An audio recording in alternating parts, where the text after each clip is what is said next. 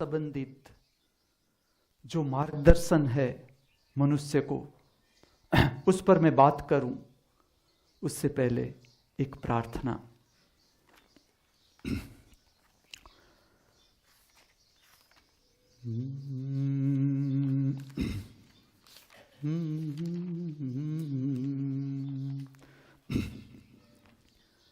साचा नाम तेरा तू श्याम मेरा, साचा नाम तेरा तू श्याम मेरा, साचा नाम तेरा तू श्याम मेरा, साचा नाम तेरा।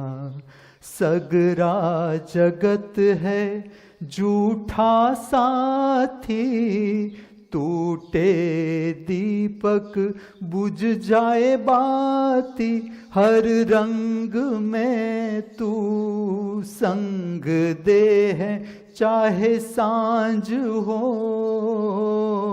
चाहे सवेरा, साचा नाम तेरा तू श्याम मेरा, साचा नाम तेरा।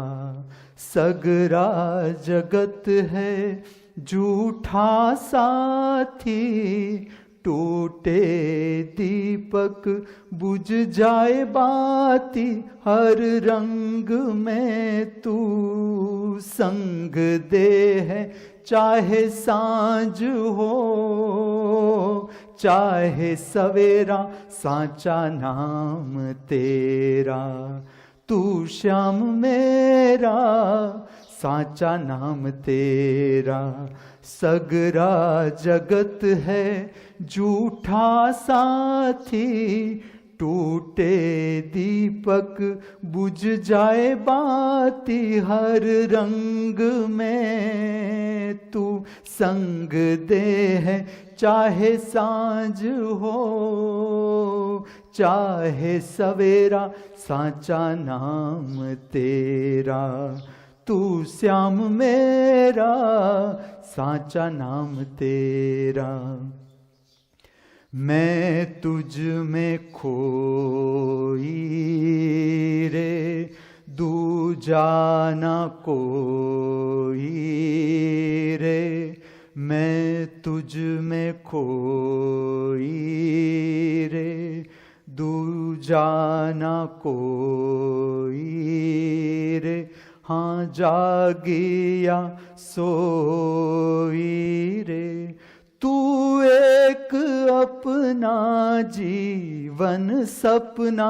सगरा जगत है झूठा साथी, टूटे दीपक बुझ जाए बाती। मैंने बिगाड़ा हर काम अपना, तूने संवारा हर काम मेरा। साचा नाम तेरा, तू श्याम मेरा, साचा नाम तेरा। सगरा जगत है झूठा साथी, टूटे दीपक बुझ जाए बाती। हर रंग में तू संग दे है, चाहे सांझ हो चाहे सवेरा, साचा नाम तेरा। तू श्याम मेरा, साचा नाम तेरा।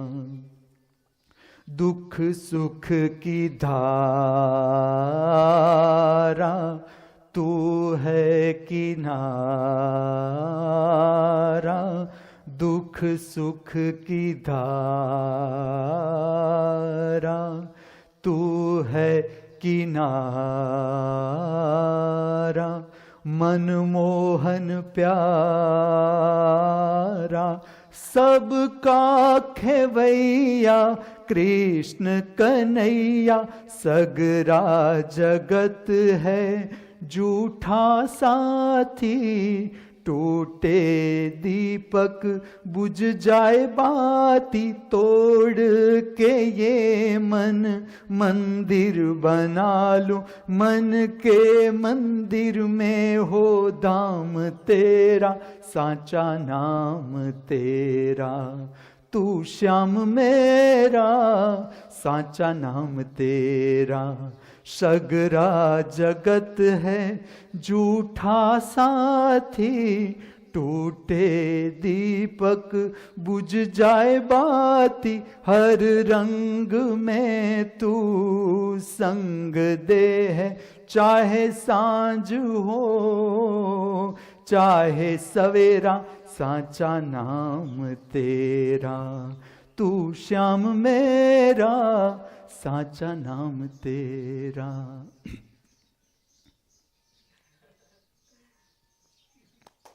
तो मैं गा सका।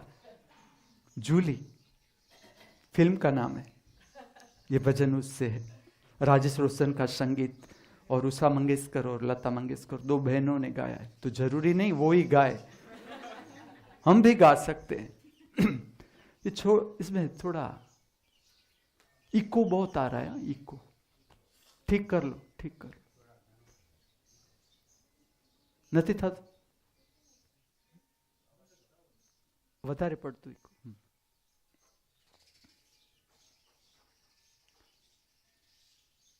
फराड़ी कचौरी, फराड़ी समोसा, सब फराड़ी होता है। मैं जो तुम्हारे साथ बात कर रहा था कल, वो कर रहा था दांत और मसूड़ों का स्वास्थ्य है। एक नजर फिर से ले जाए, थोड़ा समझ ले। दांत और मसूड़ों का जो स्वास्थ्य है, पहले तो मेडिकल ट्रीटमेंट का मदद लेनी न पड़े। हम उसे ग्रेड दे रहे हैं, ए ग्रेड, कि जो विदाउट मेडिकल की मदद के बिना, उसकी मदद लिए बिना अपना दांत स्वस्थ कर सके तो ए ग्रेड मिलता है हमारी यूनिवर्सिटी से। अगर नहीं कर सके तो बी ग्रेड। लेकिन किस तरह से करना है वो भी मैं समझा दूं। जब भी आपको लगे कि दांत में पेन हो रहा है या मसूड़े से खून बह रहा है, ये दोनों चीज ऐसी है कि आपको समझना है इन्फेक्शन शुरू हो गया भीतर। दवाइयां क्या करती है समझे, वो जरूर इन्फेक्शन मिटा देती है, बैक्टीरिया मार देती है अंदर का। आप अगर हेल्प लो डेंटिस्ट की, उसकी दवा लो, तो जो एंटीबायोटिक है, आपको पेन का भी पता नहीं चलता एंटीबायोटिक से, लेकिन उसका अर्थ ये नहीं कि अंदर इन्फेक्शन नहीं है।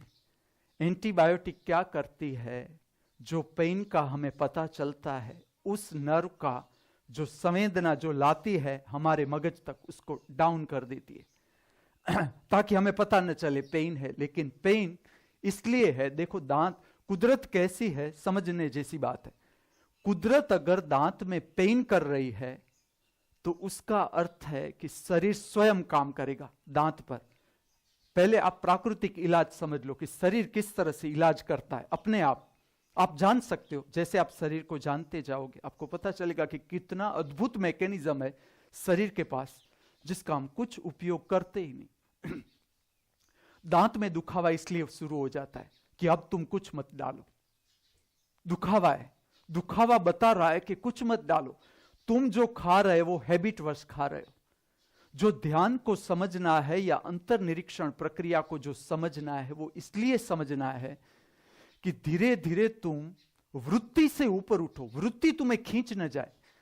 दांत में पेन हो रहा है, फिर भी तुम्हारी रोज की टेव है कि चाय चाहिए मुझे 5 बजे, चाय के बिना आंख खुलती ही नहीं। पहले तो बेड टी, बेड टी मतलब खराब टी नहीं, बेड का मतलब मुझे आ गया अब इंग्लिश। जो पथारी पर बैठ के चाय पी जाती है उसे कहा जाता है बेड टी। उसके बिना आंख खुलती ही नहीं, कदम नीचे पड़ते ही नहीं, पहले चाय चाहिए। तो हम इतने हैबिट हमारे पर सवार हो जाती है कि एक दिन भी अगर हमें चाय के बिना रहना पड़े तो नहीं सहन होता ही नहीं सहन। वहां से शुरू होता है जीवन का दुख कि चाय न मिली, वहां से दुख शुरू हुआ। और तो दुख है ही, रुपया पैसा संपत्ति ये तो है ही, लेकिन चाय न मिलना वहां से प्रारंभ होता है दुख।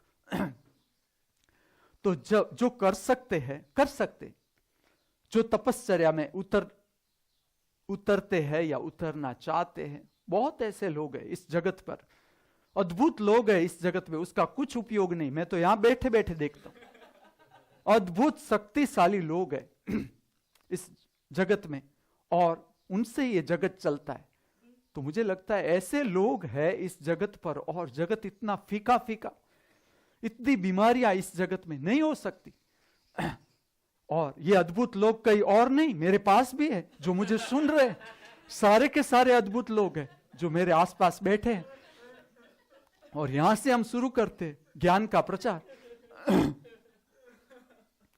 तो जब दांत में दुखावा शुरू हो, वहां तुम्हारा दांत के दुखावे के साथ साथ और बात भी चेक हो जाएगी कि चलो हम तो मोक्ष की यात्रा में निकले, बिना चाय के प्रसन्नता आती है कि नहीं, वो भी चेक हो जाएगा और दांत को फायदा हो जाएगा। तो जब तुम्हें लगे कि दांत में पेन शुरू हो गया, कुछ नहीं डालना है। गरम चाय अगर तुम चला सको तो उस दिन कट कर दो। चाय, कॉफी, बॉर्नवीटा, दूध कुछ नहीं डालना है। अगर तुम्हें पेन का अनुभव हो, बंद कर दो, उस दिन नहीं डालना है। अगर तुम चला सको तो उस दिन ऐसी चीजें लेनी है नहीं है, जैसे कि कैडबरी है, चॉकलेट है, बोलने में भी मजा आता है। सुबह सुबह में Cadbury, chocolate, ice cream, cold drinks नहीं डालना है।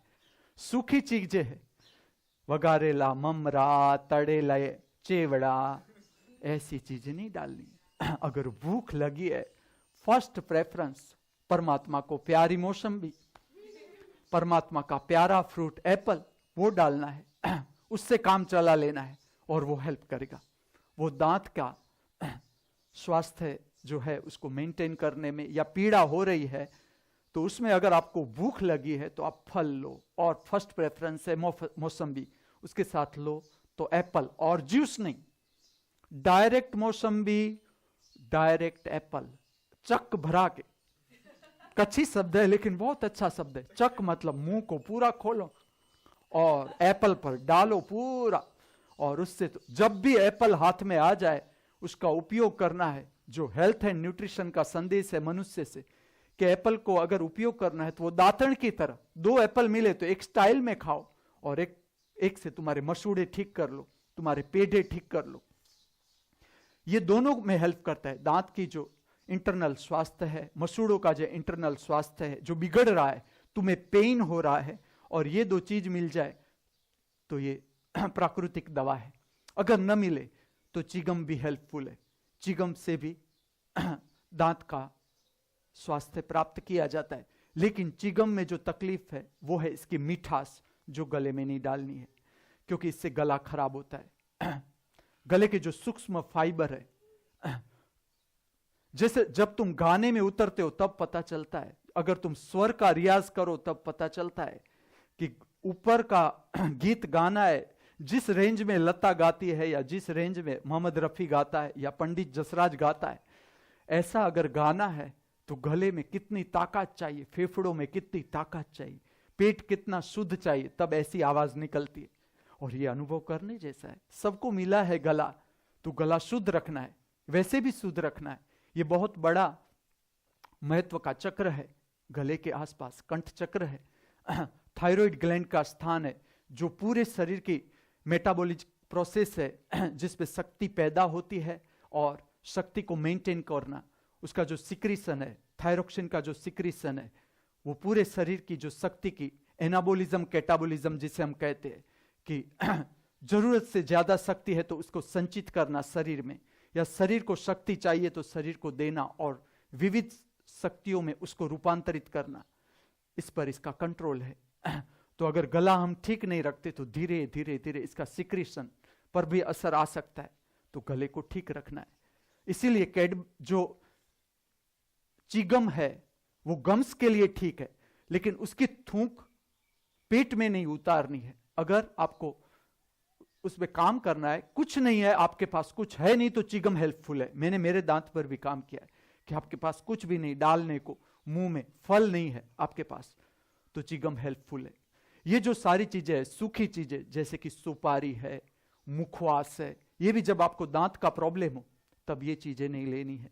और जो कोगड़ा है, गार्गलिंग, गर्र, कोगड़ा मतलब गर्र, ये खास करना है। ये गले के लिए भी अच्छा है, और दांत में जो पार्टिकल्स फंस जाते हैं जिसके कारण आपको बहुत तकलीफ होती है, और उसमें कुछ भी नहीं, आप अगर ठीक से जानो तो कुछ है ही नहीं, पार्टिकल्स अंदर रह जाते हैं। और जो गमी पार्टिकल्स है, चिकने पार्टिकल्स है, जैसे कि मक्खन है, दूध है, मलाई है, चिगम है, चॉकलेट है, इसके साथ जुड़ी हुई शक्कर है, ये पार्टिकल्स अंदर रह जाते हैं गम्स में। दांत के अंदर कैविटी है, दांत के अंदर गुफा है, इस गुफा में फंस जाते पार्टिकल्स, अंदर से निकल नहीं सकते, और वहां इंफेक्शन शुरू हो जाता है। और फिर आप अनेक प्रकार की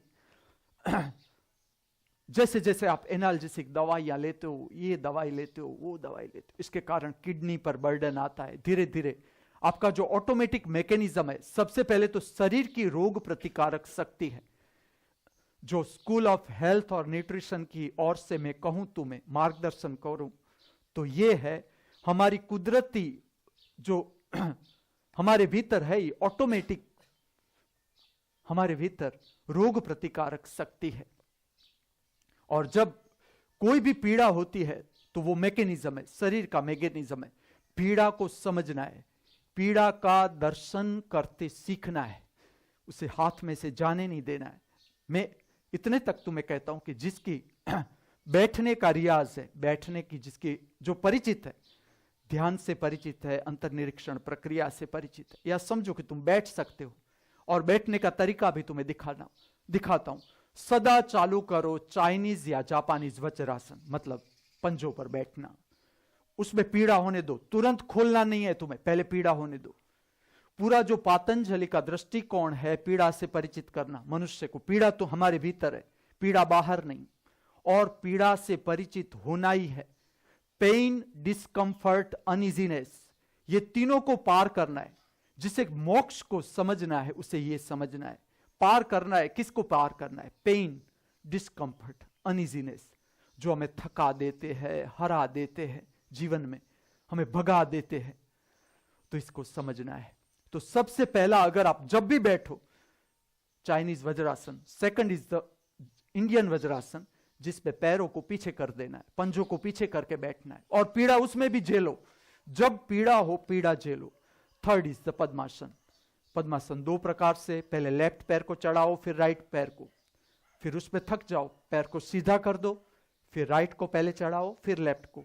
इस तरह से पद्मासन किया जाता है। या तुम ये तीनों नहीं जानते, चलो तुम सादी पलांठी में बैठो।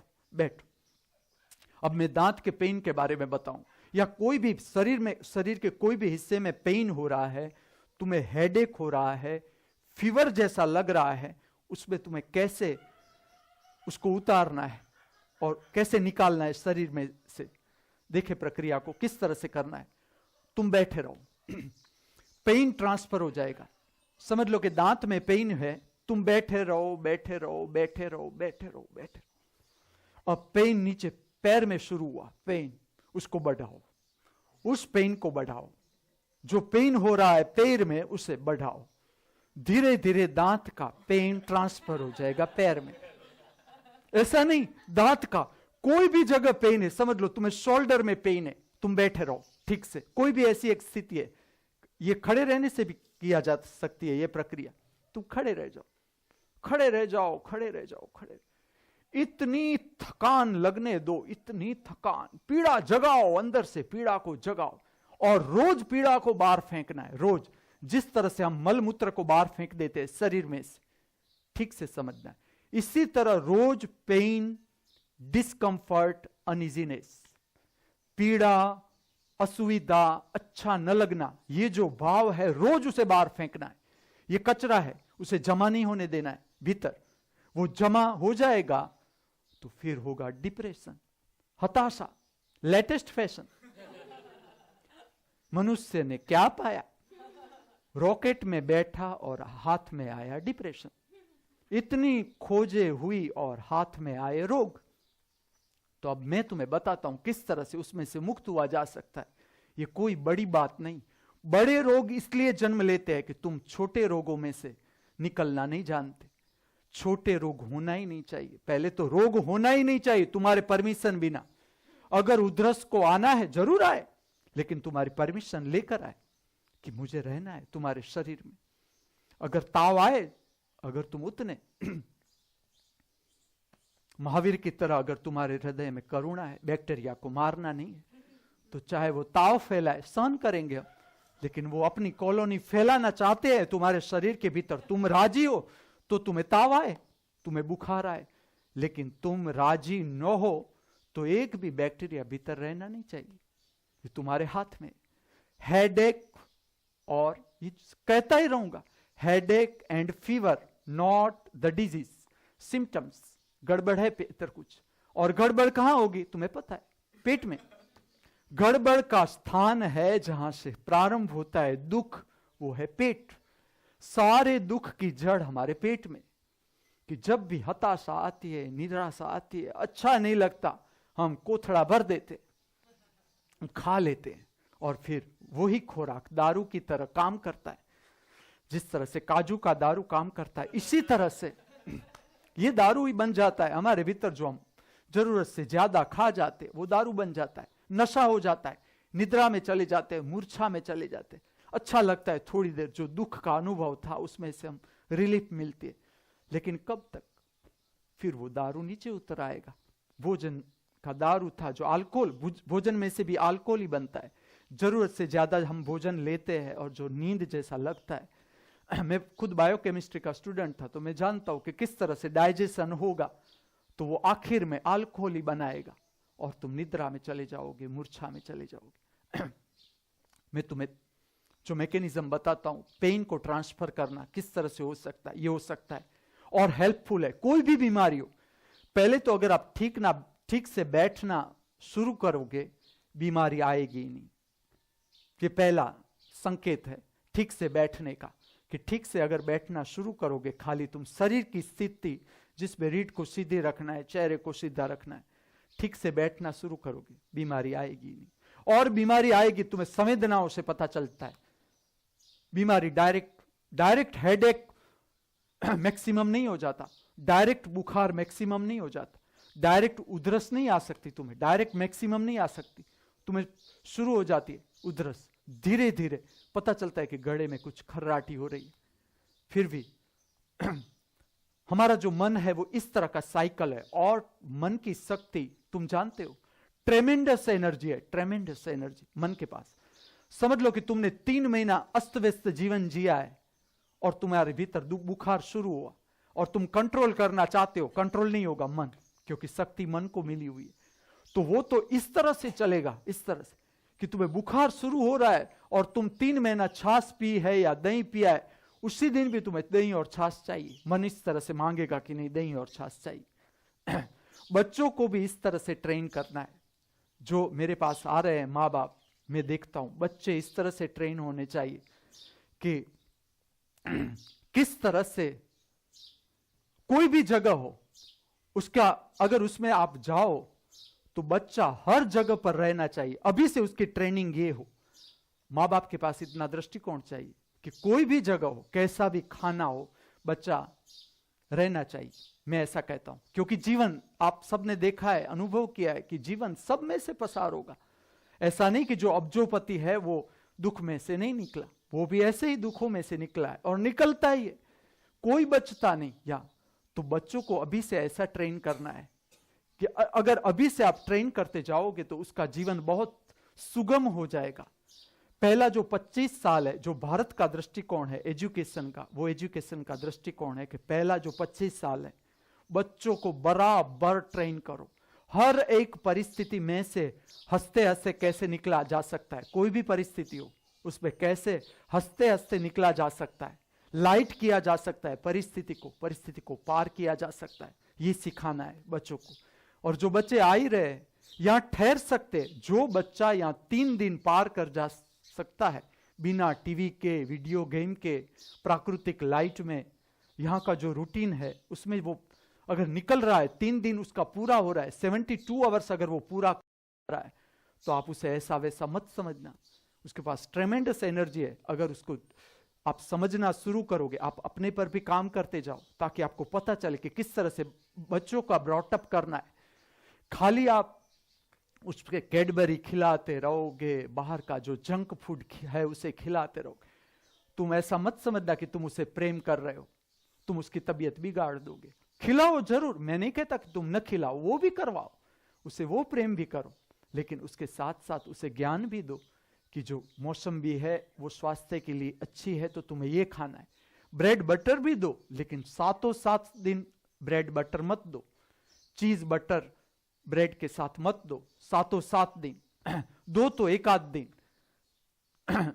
मैं तो ऐसा कहता हूं कि अगर सुबह में आप इतने एंगेज हो कि रोटी नहीं बना सकते, तो चलो सेकंड प्रेफरेंस है कि शाम की भी रोटी है, सुबह में कोई खराबी नहीं है। तुम जो ब्रेड ले आते हो तुम्हें कहां पता है कि वो ब्रेड कब बनी है? जो पैकेट में बंद ब्रेड है ये तो तुम्हें पता है, तुमने बनाई है, रोटी तुमने बनाई है, और तुम्हारे बच्चों को तुम ऐसा वैसा खुराक नहीं दोगे। लेकिन तुम आज क्या भूल हो रही है, तुम दुकानों पर इतना भरोसा करने लगे हो, अपने पर नहीं।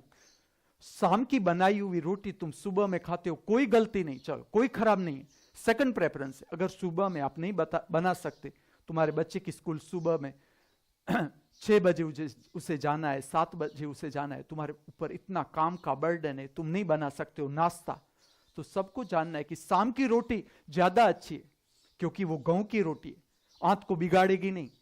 जो आंत बिगड़ रहा है, सारी बीमारियों की जड़ है वो आज के कोल्ड ड्रिंक्स, आज के आइसक्रीम और मैदा की जितनी भी बनावट है, उसके साथ चीज का होना, उसके साथ बटर का होना। एक तो मैदा निकलेगा ही नहीं, वो स्लगिश करता है, पेट को स्लगिश करता है, और इसके कारण तुम्हें पता नहीं, पेट बिगड़ता है तो दांत भी बिगड़ते, पेट बिगड़ता है तो मसूड़ा भी बिगड़ता है, पेट बिगड़ता है तो गला भी बिगड़ता है, तुम्हारा फेफड़ा भी बिगड़ता है, हृदय भी बिगड़ता है।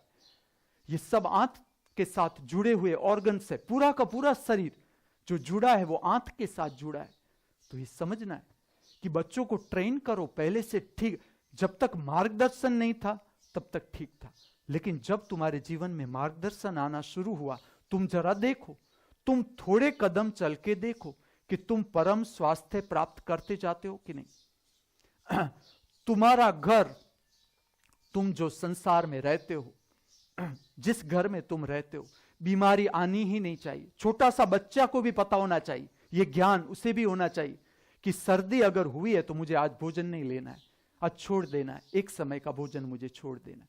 अगर दांत में पेन है तो आज मुझे आइसक्रीम नहीं खाना है, आज मुझे चाय नहीं पीनी, आज मुझे कॉफी नहीं पीनी है, मुझे खाली 4 से 5 घंटा कुछ भी डालना नहीं है शरीर में। आप देखो जरा, आप देखना कि कभी दांत में पेन हो रहा है, आप कुछ घंटों कुछ मत डालो सिवाय के पानी पियो। पानी हेल्पफुल, कोई भी रोग है उस पे पानी हेल्पफुल, क्योंकि वो प्राकृतिक भी है और उसका जो टेम्परेचर है वो नॉर्मल, और वो भी आप समझो मटके का पानी आप खुद भी पियो और बच्चों को भी ये टेव डालो।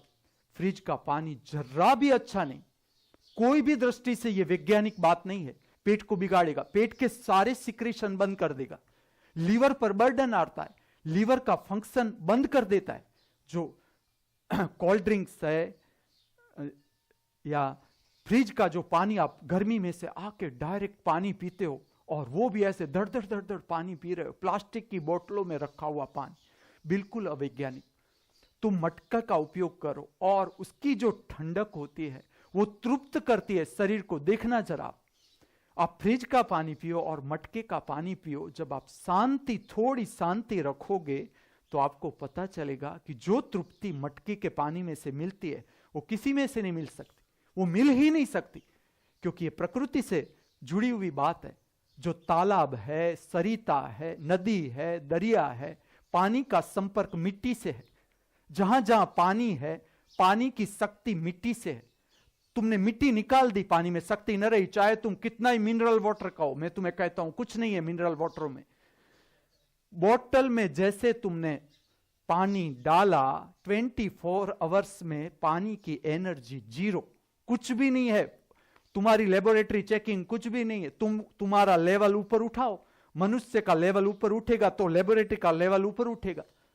तुमसे तुम्हारी लेबोरेटरियां नीचे है, खाई में है तुम्हारी लेबोरेटरियां, तुमसे नीचे है। तुम्हारा जो स्टैंडर्ड है उससे तुम्हारी लेबोरेटरियां नीचे के स्टैंडर्ड पर, मेडिकल नीचे के स्टैंडर्ड पर, तुम ऊपर उठो तो पूरा जगत बदल जाएगा। धर्मगुरु तक की कक्षा बदल जाएगी, धर्मगुरु बदल जाएंगे, तुम बदलोगे तो वो भी बदल जाएगा।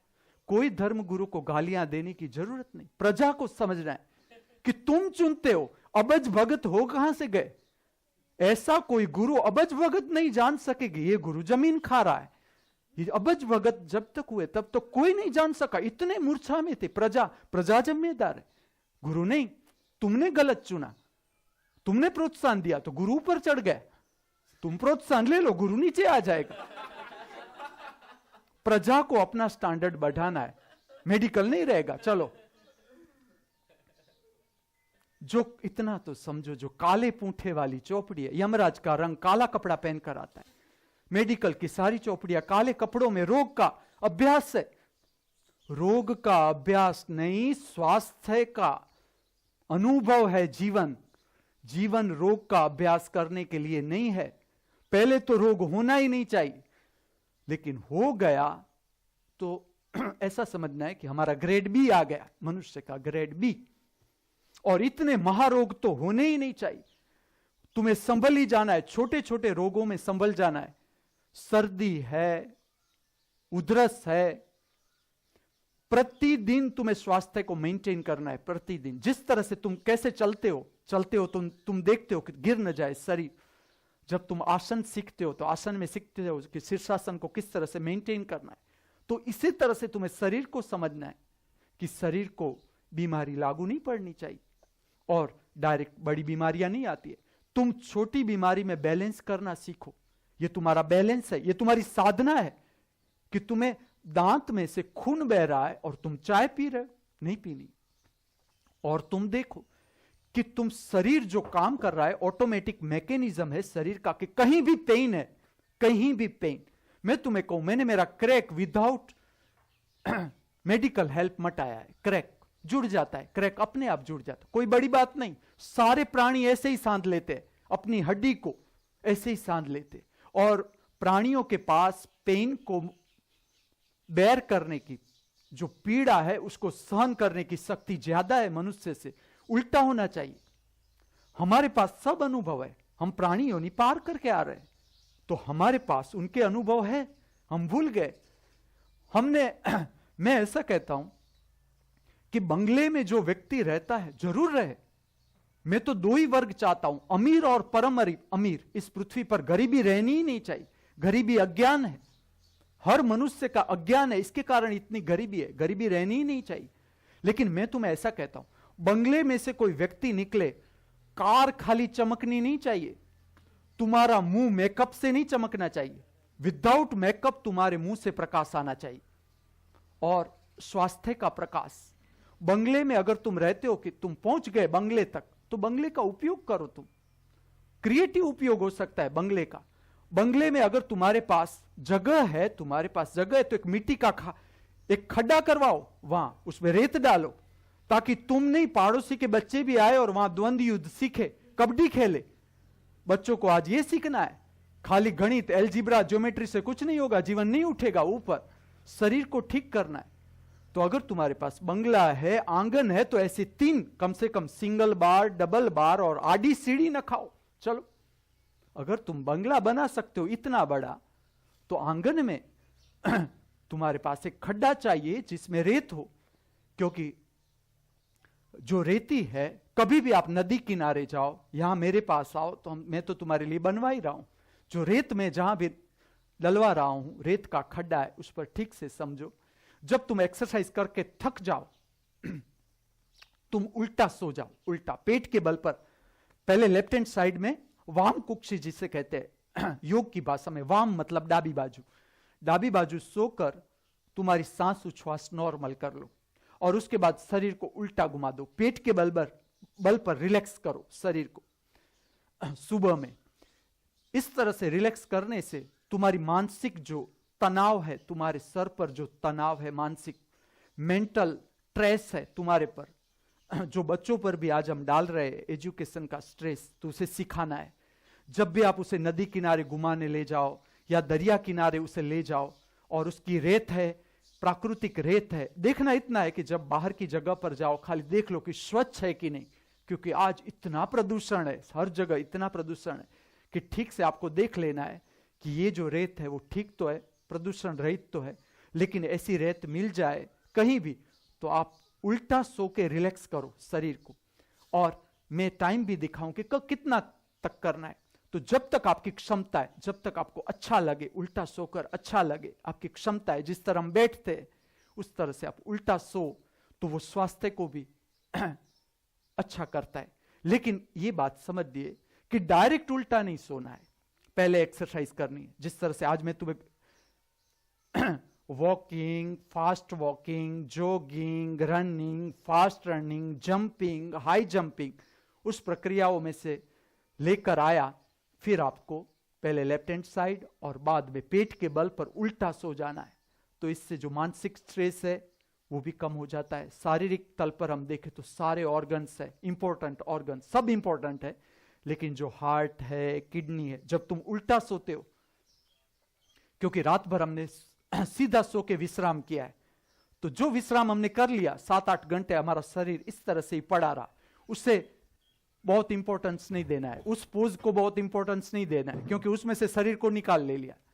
तो सुबह में जब आप एक्सरसाइज करो तो रिलैक्सेशन में आप उल्टा पेट पर सो, उल्टा करो पेट को, तो इससे भी शरीर का जो स्वास्थ्य है, जो ऑर्गन्स का स्वास्थ्य है वो बढ़ेगा और मानसिक स्ट्रेस कम हो जाएगा।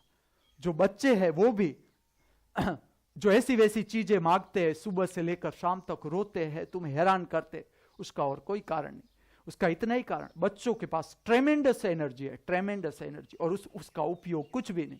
वो खाली टीवी देखते रहते, तुम उसे एंगेज कर देते हो कि टीवी देखता हो तो मुझे हैरान न करे, और घर में करेगा भी क्या, तो वो ऐसी वैसी गड़बड़ गड़बड़ गड़बड़ कुछ ना कुछ जो आज मशीन तुम खोज रहे हो उसमें वो एंगेज रहेगा, उससे उसकी आंख भी बिगड़ेगी। लेकिन देखो बच्चे कि जो यहां आ रहे हैं वो प्राकृतिक ऐसा जीवन है तो वो जी रहे हैं, देखो आराम से जी रहे कि वो हर जो प्रक्रिया है उसमें प्रेम से भाग ले रहे।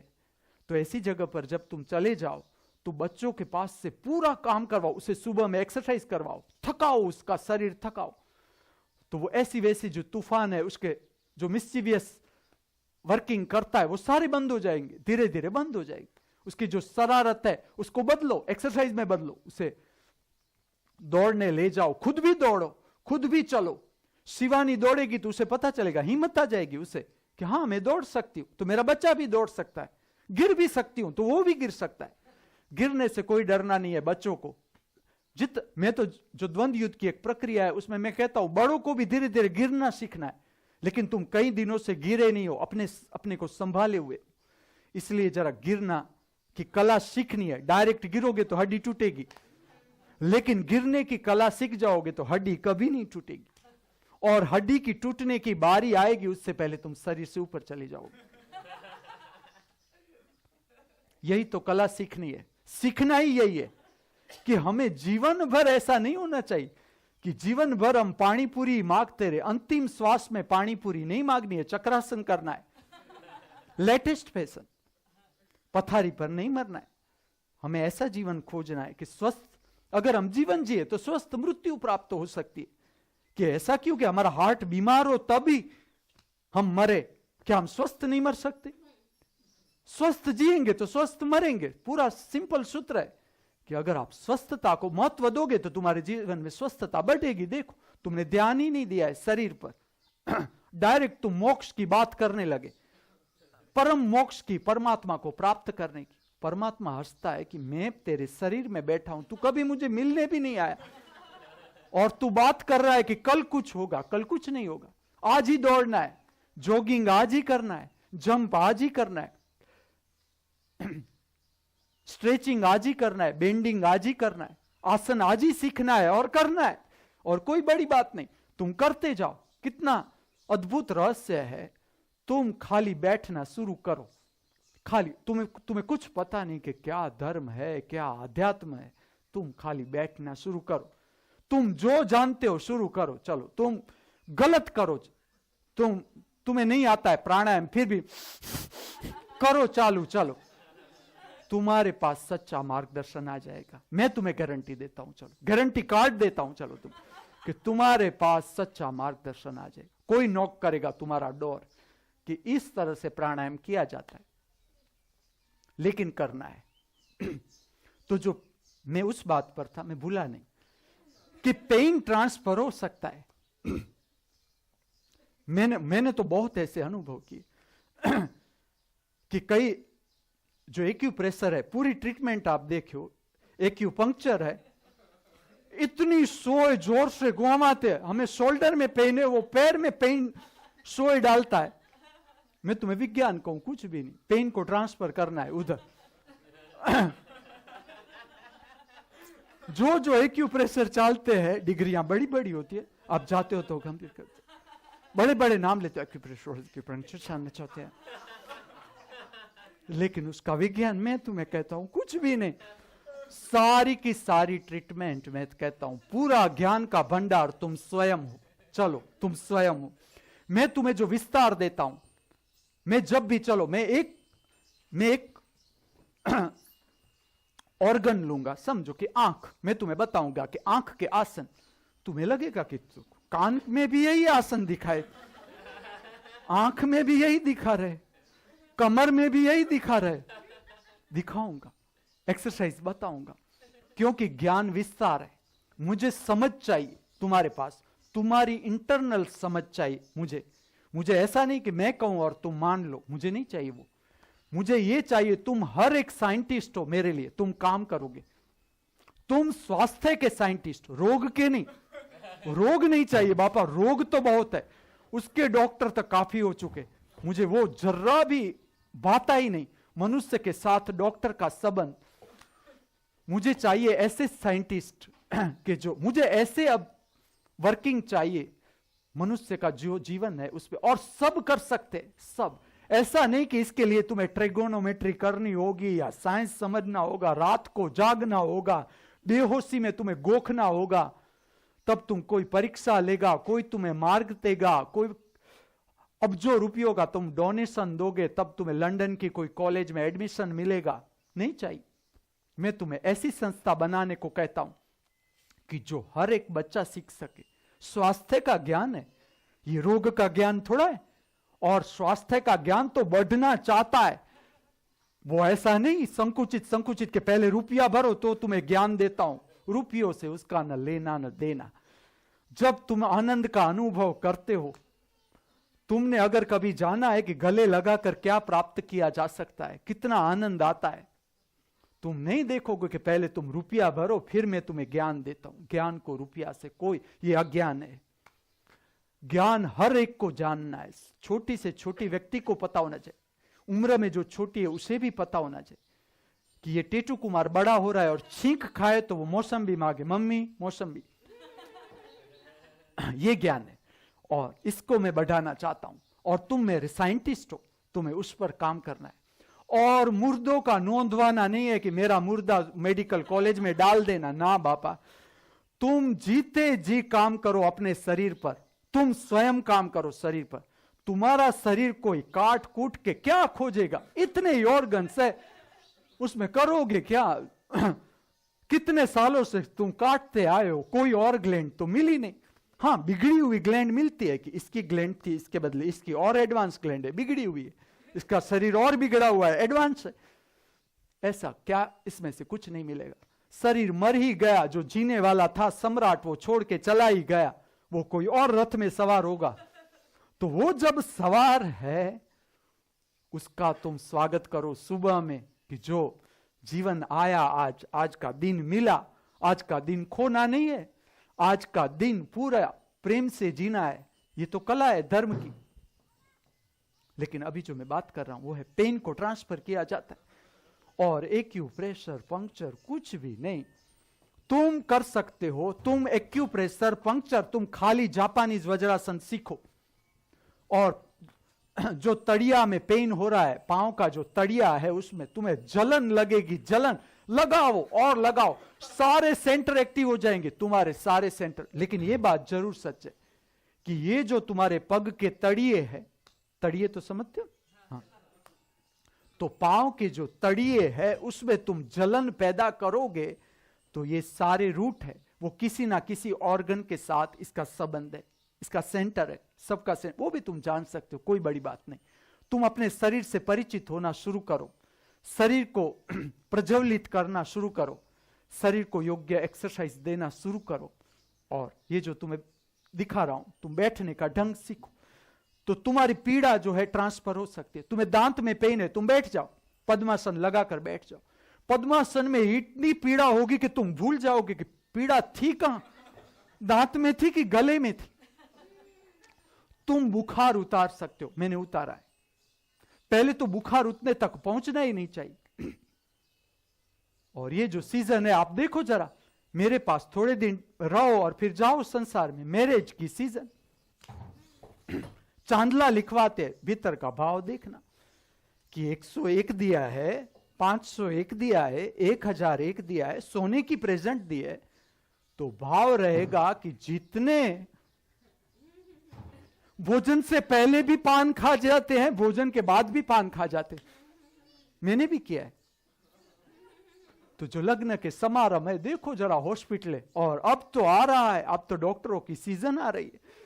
चौमासा, मैं पूरा चैप्टर लूंगा कि चौमासा में किस तरह से हेल्थ को मेंटेन करना है। शियाड़ा, छींका छींक, सर्दी से नाक भरा हुआ, विक्स इनहेलर दोनों में पड़ी हुई, इस तरह से नहीं जीना है। तुम्हें नहीं हो सकती सर्दी, मैं तुम्हें ऐसा रास्ता दिखाता हूं। पद्मासन इतनी गर्मी तुम्हारे में पैदा कर सकता है, पद्मासन, कि तुम्हें ऐसी चीज हो ही नहीं, तुम्हें छींक आ ही नहीं सकती। और मुझे छींक आए तो तुम्हें यह पूछना है कि गुरुजी आज पद्मासन नहीं किया। रीढ़ सीधी करके बैठोगे और पद्मासन जान जाओगे पद्मासन ऐसे ही नाम नहीं दिया है। पद्म, पद्म मतलब कमल, जिसमें आत्मा का कमल खिल जाता है। आत्मा की जो शक्ति है कमल की तरह खिल जाती है, तुम्हारा जीवन कमल की तरह खिल जाता है। ऐसा आसन बैठो तो ऐसे सम्राट आसन में बैठो, पद्मासन। चलो पद्मासन नहीं, वज्रासन, वज्र जैसा आसन, ऐसा आसन कि बीमारी तुम्हें छू ही नहीं सकती। अगर ठीक से तुम ये जो बैठने के आसन है, और तो ठीक ही है, मैं तुम्हें सिखाता जा रहा हूं, बताता जा रहा हूं, और ये तुम्हें सीखना है। देखो ये भी जो माता जी हमारे पास आई है तो चक्की को सिखाना है, उसे 2 आसन सिखाने हैं। एक सिखाना है सर्पासन, कि उल्टा सो के शरीर को आगे उठाना है। ये इसलिए कहता हूं मैं, कोई भी बड़ी उम्र का व्यक्ति आए यहां, सबको इस बात से परिचित करना है उसे कि सर्पासन और भुजंगासन हेल्पफुल आसन है। किसके लिए? जैसे हमारी उम्र बढ़ती है, आप देखना शरीर आगे चला जाता है, तुम चलते हो तो शरीर आगे झुकता जा। देखो ये माता जी का शरीर एकदम सिमेट्रिकल बॉडी है, वो अभी भी कर सकती है, तो धीरे धीरे उसे परिचित होना है। फिर जो पीछे का बैक का नमस्कार है वो भी सिखाओ कि इस तरह से बैक का नमस्कार हो सकता है, तो आगे नहीं झुकेगा। उसका शरीर में देखता हूं आगे झुक रहा है, तो ये ठीक नहीं है। उसे सुबह और शाम 5 से 10 मिनट लगता है, लेकिन तुम्हें सर्पासन करना है और भुजंगासन करना है। वृद्ध शरीर है, इसमें ये दोनों बहुत हेल्पफुल आसन है। जिसकी उम्र 70 से ऊपर चली जाती है, 75 से ऊपर चली जाती है, उसे ये 2 आसन करने में कोई तकलीफ नहीं, कर सकते हैं। और बैक का नमस्कार जो हम करते हैं, वो बैक का नमस्कार भी हेल्पफुल है, और किस तरह से करना है वो भी मैंने तुम्हें सिखाया है। तुम इस तरह से सीखो, टीचिंग भी सीखो कि किस तरह से सिखाया जा सकता है, तो ये सीखना है। तो पेन पूरा ट्रांसफर हो सकता है। ठीक से अगर तुम बैठने की कला जानोगे तो तुम्हें ये जो सारे रोग है जैसे कि हेडेक है, जिसे तुम रोग कहते हो, ये रोग नहीं, हेडेक है, फीवर है, तुम बैठने से मिटा सकते हो, उसे ट्रांसफर कर सकते हो। मैंने जो किया है वो प्रक्रिया बताऊं तुम्हें, लेकिन जड़ता के साथ इसे नहीं करना है, धीरे धीरे समझना है इसे। समझ लो कि मुझे बुखार आ गया, बुखार पहले तो आना ही नहीं चाहिए, मुझे भी बुखार आया तो तुम समझो कि सुसुप्ति में थे, कुछ था। जो मैं तुम्हें कहता हूं वो मैं किताब में से पढ़ कर नहीं कहता। मैंने जो भूल की या मैं जहां चूक गया समझने में, और जिस तकलीफ से मैं निकला, तो मैं समझ लिया कि हाँ यहां ऐसा हो सकता है। समझ लो कि बुखार जैसा लगता है, तुम एक गरम कंबल ले लो, गर्मी जिसपे, या साल ले लो गरम, ऊपर ओढ़ के तुम बैठ जाओ और पसीना होने दो, शरीर में से पसीना। बुखार का अर्थ समझो कि वो टेम्परेचर बढ़ा रहा है। टेम्परेचर इसलिए बढ़ा रहा है कि भीतर जो ऑर्गेनिज्म हो रहा है उसे बाहर फेंकना चाहता है, तो पसीने से वो बाहर निकल जाता है, पसीने से बाहर निकल जाता है, बुखार अपने आप निकल जाता है। इसी तरह मैंने काम किया मेरे हेडेक पर। मैंने हेडेक में देखा कि वज्रासन की बैठक है, पद्मासन की बैठक है, खाली बैठक लगाओ और जितनी क्षमता है तुम बैठना शुरू करो, अपने आप जो सेंटर है चेंज हो जाता है। क्योंकि जो पेन हो रहा है तुम्हें, समझ लो कि दांत में पेन है और तुम पद्मासन में बैठ गए हो, पद्मासन में पीड़ा होगी, पीड़ा होगी, पीड़ा होगी, और इसकी पीड़ा अगर तुम्हारे जो पेढ़ा है उसमें पीड़ा हो रही, उससे बढ़ गई, सेंटर चेंज हो गया, तुम्हारा ध्यान का सेंटर चेंज हो गया, तो दांत में फायदा ज्यादा हो जाएगा। तुम देखना, ये थोड़ी धैर्य का अभाव है। धैर्य का अभाव के कारण रोग बढ़ जाता है हमारे शरीर में। क्योंकि जब दांत दुखता है तो उस दिन चाय नहीं पीनी, फिर भी हम पी जाते हैं। लेकिन समझ लो पहला प्रेफरेंस ये है कि चाय नहीं पीनी है उस दिन, न चाय, न कॉफी, न दूध, गर्म चीज नहीं, न ठंडी चीज, न गर्म चीज, न ऐसी चीज चिकनी चीज जिसमें है, चीज है, चॉकलेट है, ऐसी जो चिकनी चीज है, गूंद है, गूंद वाली मिठाई है, बाजारू मिठाई है, ऐसी चीज नहीं डालनी मुंह में।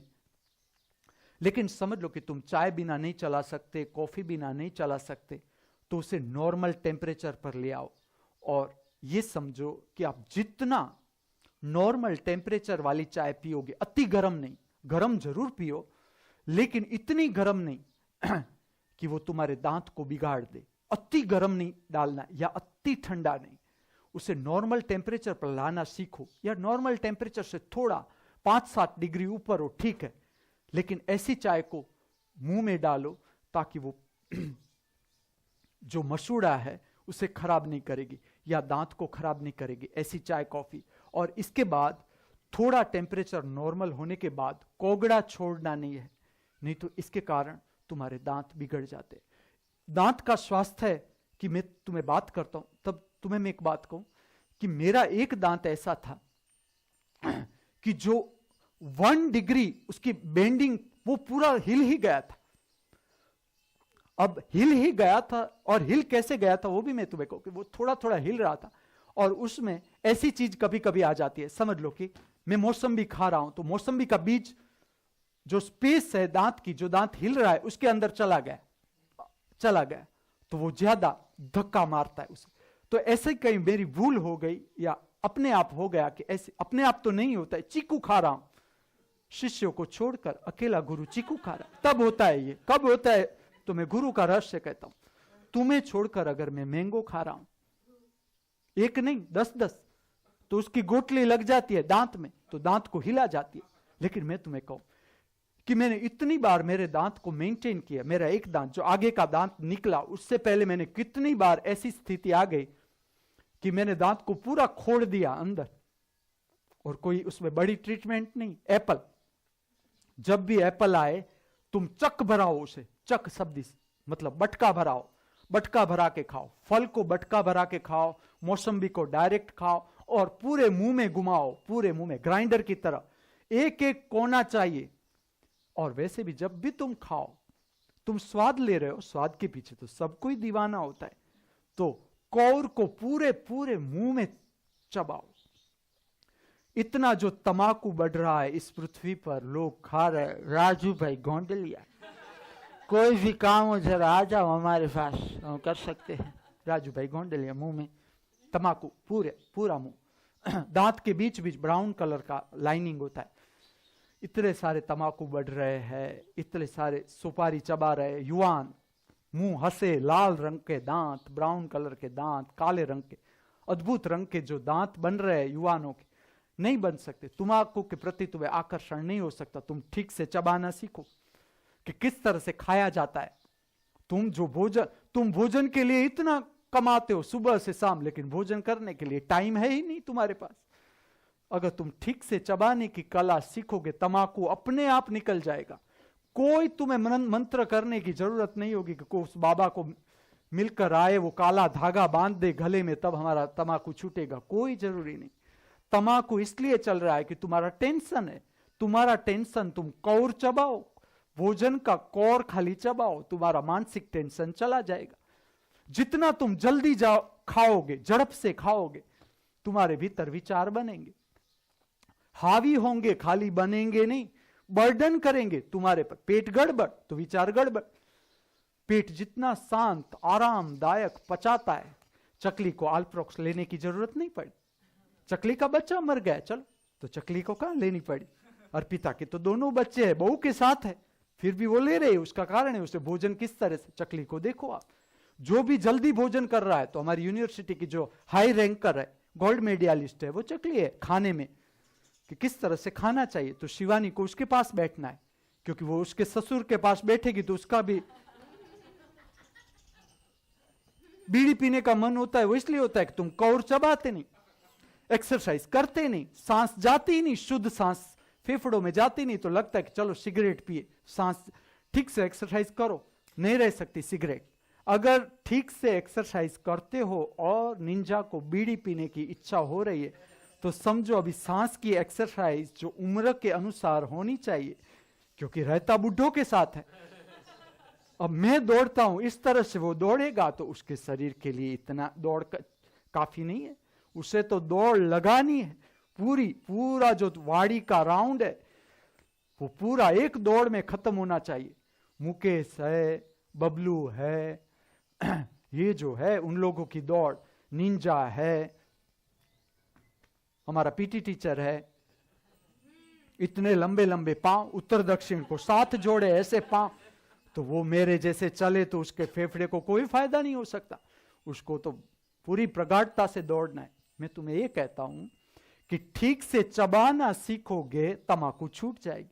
सुपारी खाने की रसीला को इच्छा नहीं हो रही है, मुखवास खाती है, सुपारी नहीं खाती है, होगी ही नहीं क्योंकि मैं तुम्हें मेरे शरीर से कहता हूं। और अगड़म बगड़म खाने की इच्छा होगी तो फ्रूट खाने की इच्छा होगी, ड्राई फ्रूट खाने की इच्छा होगी, लेकिन अगड़म बगड़म ऐसा नहीं कि चलो मैं पानी पूरी घनी बदी खा जाऊं, ऐसा नहीं होगा। तुम अगर ठीक से व्यायाम करोगे, प्रज्वलित करना सीखोगे शरीर को, शरीर की तंदुरुस्ती को समझोगे, जानोगे, स्वाद लोगे, तुम्हें अगड़म बगड़म खा ही नहीं सकते, मैं तुम्हें गारंटी दे सकता हूं। तो जो तंबाकू इतने चबा रहे लोग, इतने व्यसन कि तंबाकू के बिना आंख खुलती ही नहीं, पेट साफ नहीं होता। मैंने ऐसे लोग देख कि हम तंबाकू नहीं चबाते तब तक हमारा पेट साफ नहीं होता। गलत बात, तुम चबाते नहीं हो, जो चबाना चाहिए वो चबाते नहीं हो, इसलिए जो नहीं चबाना चाहिए वो तुम चबाते हो। तंबाकू नहीं चबाना है वो तुम चबाते हो, क्योंकि जो रोटली चबानी चाहिए वो तुम नहीं चबाते। तो एक एक कौर को इस तरह से खाना है, फ्रूट को इस तरह से खाना है कि पूरा मुंह को मिले। विटामिन सी कोई होजरी से तुम्हें नहीं मिलता, तुम्हें यह ज्ञान होना चाहिए। विटामिन सी मुंह से मिलता है।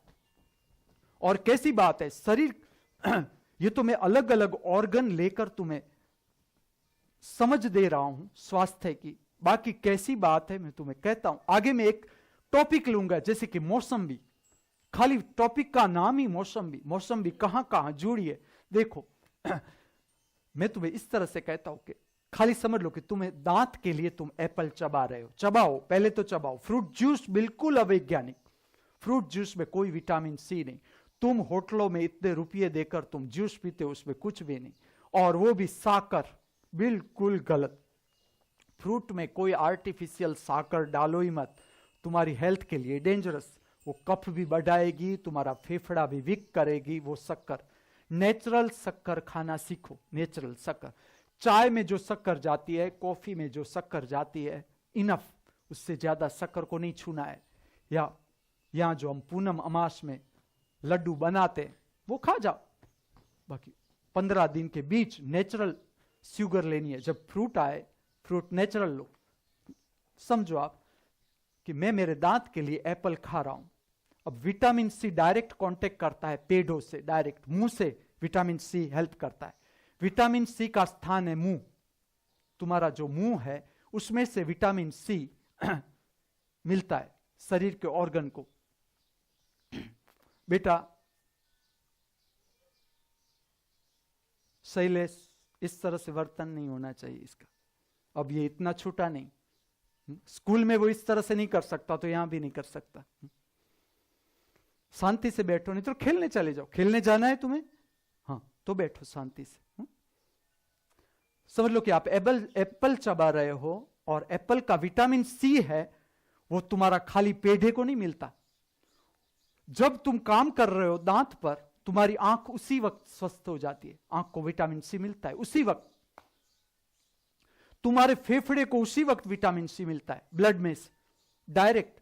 जो ब्लड कैपिलरी है, हमारी जो ब्लड कैपिलरी है, उसमें जो हम ऐसी वैसी चीजें जो नहीं डालनी चाहिए, ऐसी वैसी चीजों डाल रहे हैं भीतर, और वो जमा हो गई, विषाक्त हो गया ब्लड, तो विटामिन सी उसे साफ कर देता है, खोल देता है, ब्लड कैपिलरी को खोल देता है। हम काम कर रहे हैं दांत पर और पूरे शरीर को फायदा मिल जाता है। पांव के तड़िए, पांव का तड़िए तक जो विटामिन सी जाता है उसकी असर आती है। तुम एक एप्पल चबाते हो, उसका प्रभाव, उसकी शक्ति, जो एप्पल का अपनी एक लाइट है, हर फ्रूट है वनस्पति जन्य खोराक है, उसका एक प्रकाश है, प्रकाश मिलता है तुम्हें।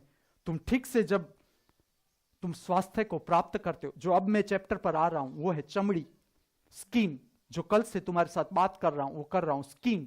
और बहुत इंपॉर्टेंट चीज तुम्हें पता होनी चाहिए, स्किन के लिए कोई ब्यूटी पार्लर नहीं चाहिए। मैं तुम्हें इस तरह का ब्यूटी पार्लर दे रहा हूं, नेचुरल ब्यूटी पार्लर। आ जाओ, तुम्हारी स्किन ऐसी मैं चमका दूं कि माधुरी दीक्षित की स्किन, कुछ भी, कोई भी उम्र हो, चलो तुम्हारी स्किन ऐसी चमक सकती है। बच्चन की स्किन, अभी तो बच्चन नहीं है, सुलेमान खान, उसकी स्किन कुछ भी नहीं, तो ऐसे मसल्स हो सकते हैं तुम्हारे, और जीवंत मसल्स।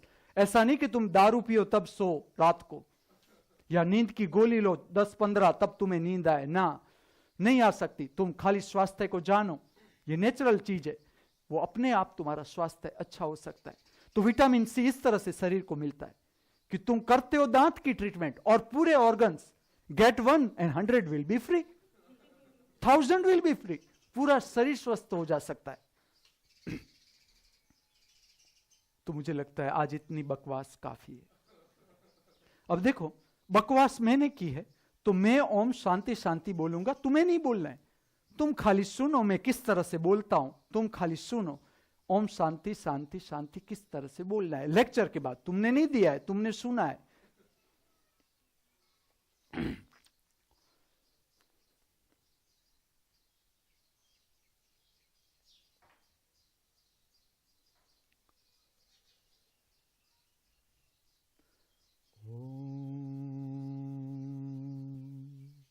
शांति शांति शांति।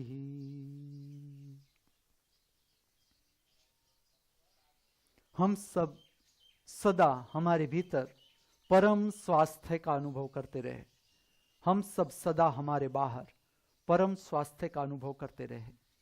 हम सब सदा सर्वत्र परम स्वास्थ्य का अनुभव करते रहे। इस भावना के साथ, इस प्रार्थना के साथ, मुझसे जो बोला, आपसे जिसने सुना, उस परम दृष्टा स्वरूप, परम साक्षी स्वरूप परमात्मा के चरणों में मैं मेरा वंदन अर्पण कर रहा हूं। मेरा वंदन स्वीकार करे अस्तु।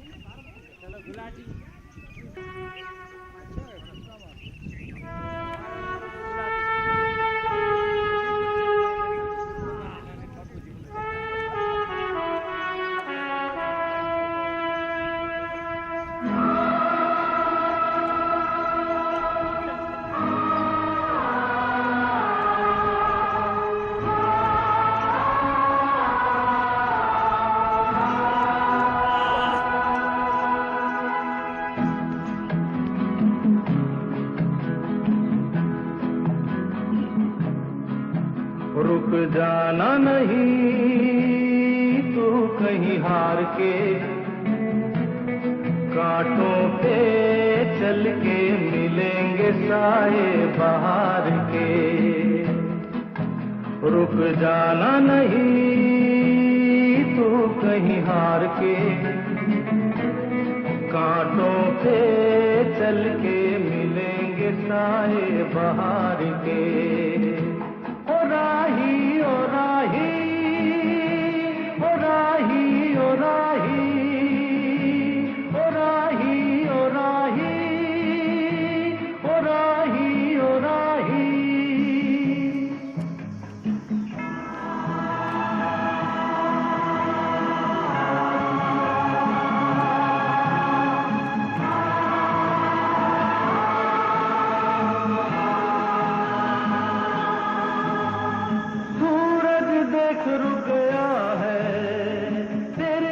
आगे झुक गया है, सूरज देख रुक गया है, तेरे आगे झुक गया है। जब कभी ऐसे कोई मस्ताना निकले है अपनी धुन में दीवाना, शाम सुहानी बन जाते हैं दिन इंतजार के। ओ राही ओ राही ओ राही ओ राही, रुक जाना नहीं तू कहीं हार के, कांटों के चल के मिलेंगे साए बहार के। ओ राही ओ राही ओ राही ओ राही ओ राही ओ राही ओ राही ओ राही।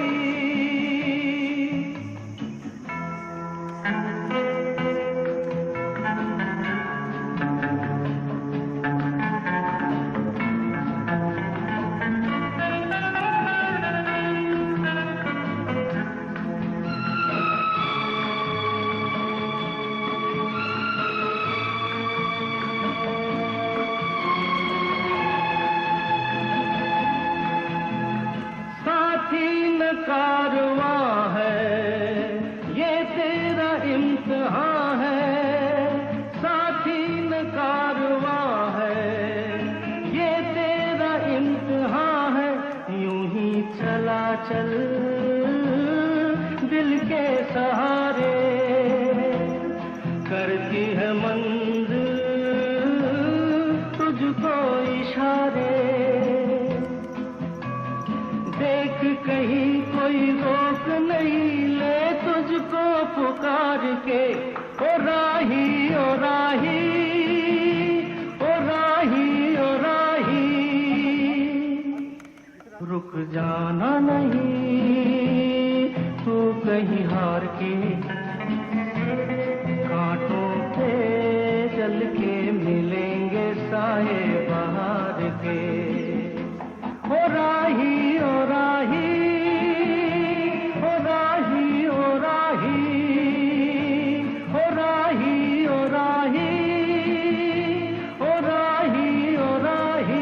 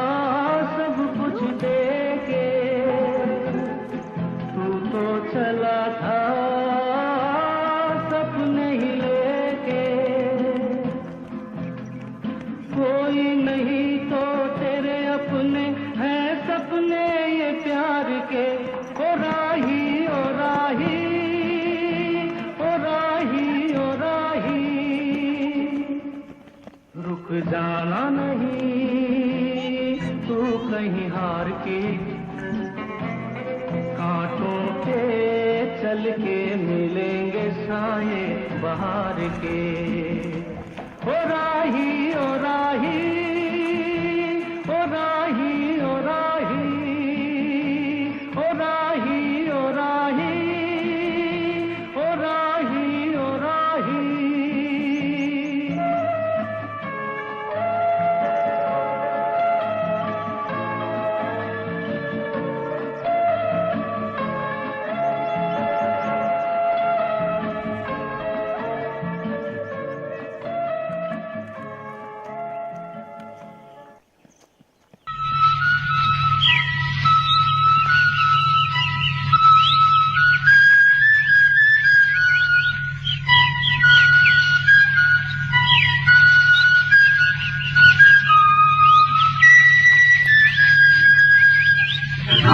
चल के तुझे मैं लेके चलूं एक ऐसे गगन के तले, जहां हम भी न हो आंसू भी न हो, बस प्यार ही प्यार पले।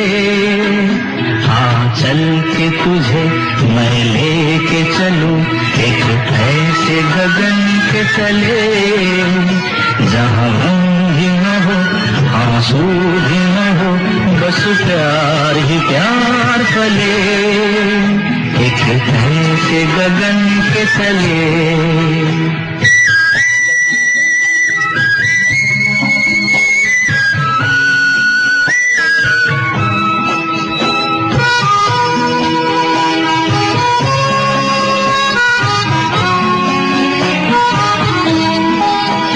सूरज की पहली किरण से आशा का सवेरा जागे, सूरज की पहली किरण से आशा का सवेरा जागे, चंदा की किरण से ढलकर घनघोर अंधेरा भागे, चंदा की किरण से ढलकर घनघोर अंधेरा भागे। कभी धूप खिले कभी छाँव मिले, लंबी सी डगर न खले, जहाँ हम भी न हो आंसू भी न हो, बस प्यार ही प्यार पले। एक ऐसे गगन के तले।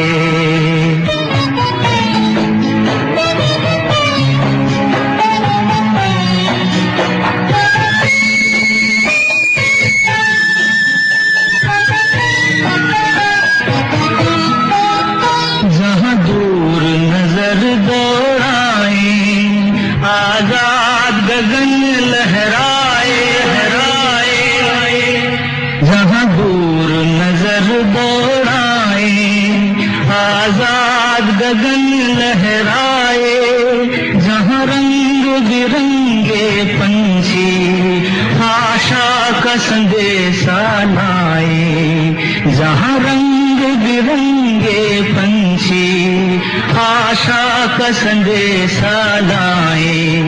सपनों में पली हंसती हो कली, जहाँ शाम सुहानी ढले, जहाँ हम भी न हो आंसू भी न हो, बस प्यार ही प्यार पले। एक ऐसे गगन के तले।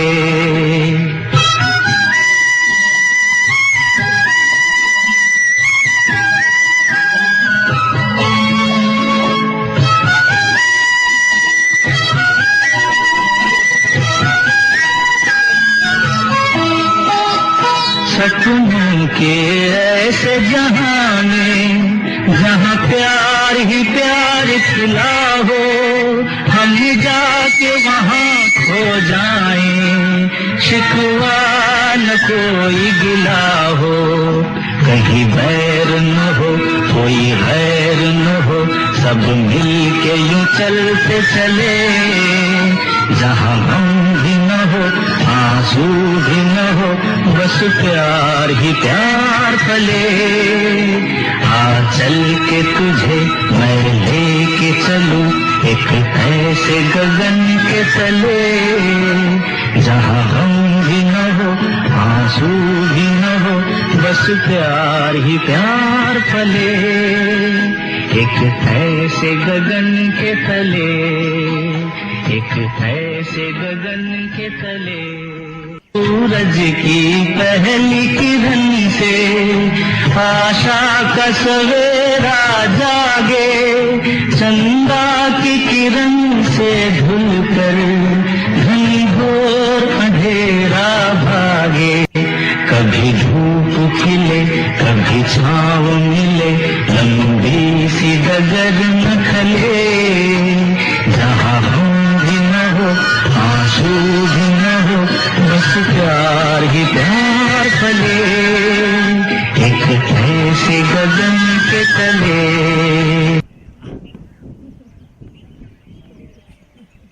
भारत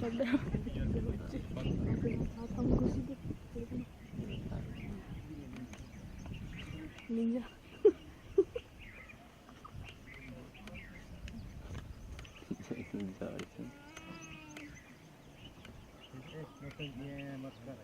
गुरचुकी और चाचू गुरचुकी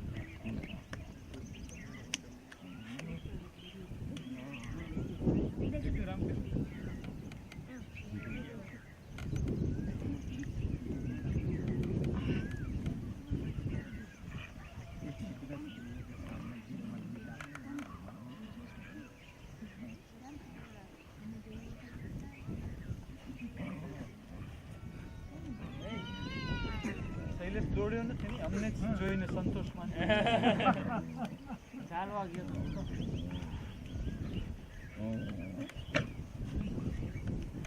મોટાની